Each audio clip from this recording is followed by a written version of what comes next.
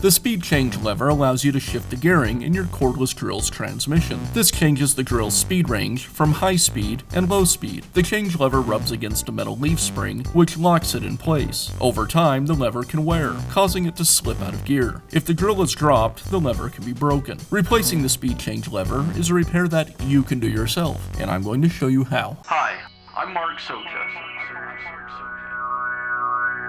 Do-it-yourself repairs like these are easier than you might think. From lawn machines to cordless drills, kitchen mixers, Outdoor grills. our how-to videos walk you through each repair from start to finish. So doing it yourself means never having to do it alone. Let's get started. I'll begin by removing the rear cover from the housing.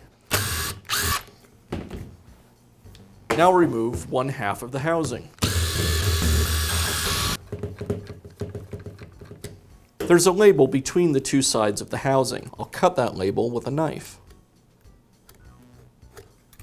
And now I can separate the two halves. With the housing removed, I have access to the selector, and I'll go ahead and remove it. I'll lift the motor and gearbox assembly slightly away from the housing, just enough so I can remove the selector.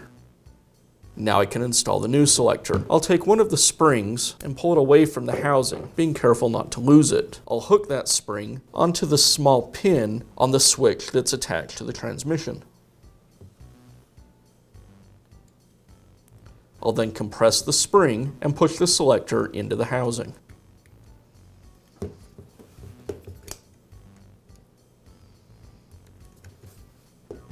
I'll make sure the transmission, motor, and brush ring all line with the housing, and make sure that the switch and wires are all tucked firmly into the housing.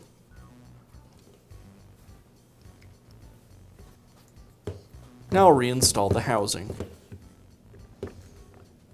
and secure it with the screws. And I'll finish up by reinstalling the rear cover.